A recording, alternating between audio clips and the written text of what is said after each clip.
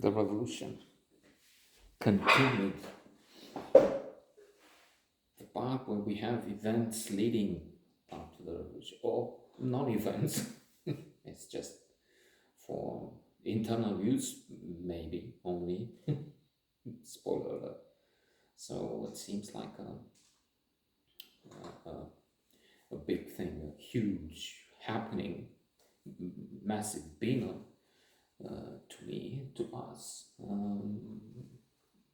could be of no interest altogether for others.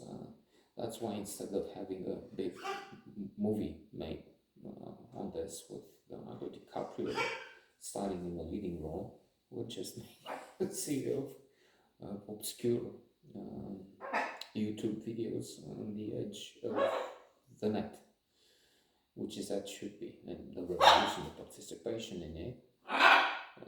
Let's give the essence now that we're into the, what is it, fifth, sixth episode. The whole, we have the compact, the whole thing revealed in previous episodes, and what was it, in fact? So, in a nutshell, I'm in the building of the tourist office on the 21st of December 1989 to make some papers for what is in a way a big thing. I think that the night of 16th, 17th of December, when I'm waiting for a group of British children to come to the country and take them to Panabasho, when Ceausescu is closing the borders and they're trapped there, and we have people from the embassy coming. We have them telling the visitors, the would-be guests, what's going on, that something had started. It's not clear. It will be a revolution in Timișoara, closing the borders, and the advice is not to come in, to refuse, and just go back when it's possible. And they're telling me somehow what's happening, because I had no idea. I had been to Puerto Brasov to prepare things for the coming of Puerto Brasov. Is a somewhat remote place, so I didn't have access to Radio Free or Voice of America or anything, and I decided that I don't really know people, so to come in contact and hear the rumors, hear that something's going on. And then the following day, and they're going back, and I have to do papers that will be detailed eventually, because they're major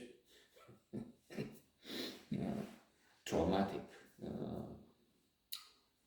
elements, ingredients in this life, but otherwise banal compared to the state funerals that took place yesterday, and you had 50 heads of state, delegations from all over the world, and well, 1 billion people watching, maybe.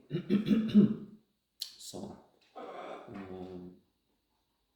and as we're looking at the papers for a group of people that had not come, they would go back, spoiler alert,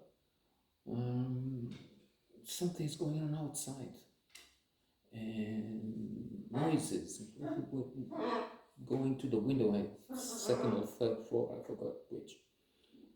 It was the department taking care of England anyway. England, Israel, and some other countries, Arab countries were there. Very nice people, very good relationship we've had.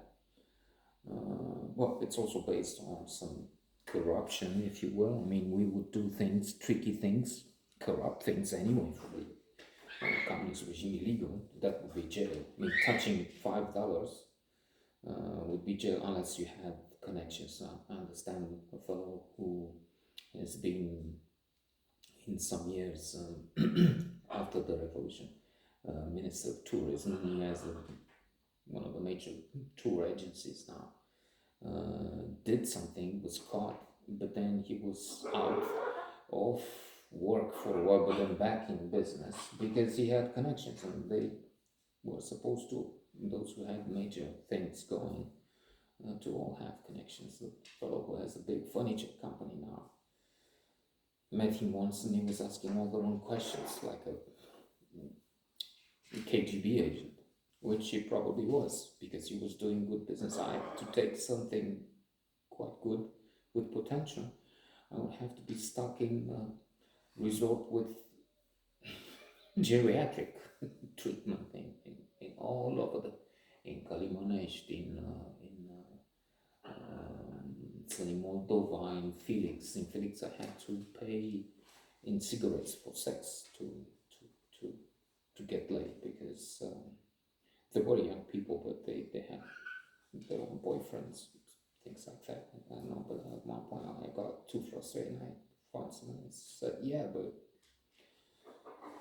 it's not, we can do it, but not just like that. What do you mean? Yeah, okay, canned cigarettes were like hard currency back then. I'm divagating, I was supposed to give it in a nutshell. So, coming back, doing the paperwork, we look outside and we see people running and come.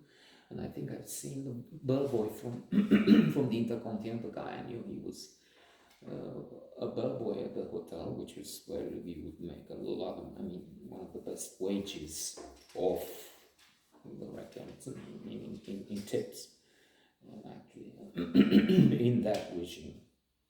But he was also a student in the Naval Academy, a colleague of my cousin, who was my best friend then, if that's the word. I mean, in 92, 3, he disappeared. Now he lives in Argentina. I mean, he's been living in Argentina for 20 years more. But with his disappearance, we talked to him a few times, and I know, yeah, does that work? I mean, your best friend just disappears, and you're not friends anymore, which sort of happened, but that means we had not been friends, if we take the Thomas Mann definition. So he, come on, when we go out, we see some of what happened. Ceausescu had the rally organized by himself and acolytes, and that was his end. He suicide, I don't know.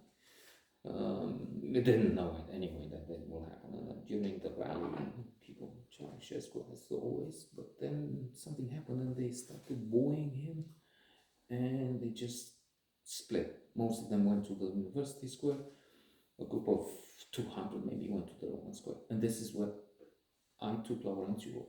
We both taken each other. And we went to the Roman Square, and this is where we stood and protested with about 200 people, led by Andrei Finzi. I have to keep mentioning that, because this is a fellow who had a key role.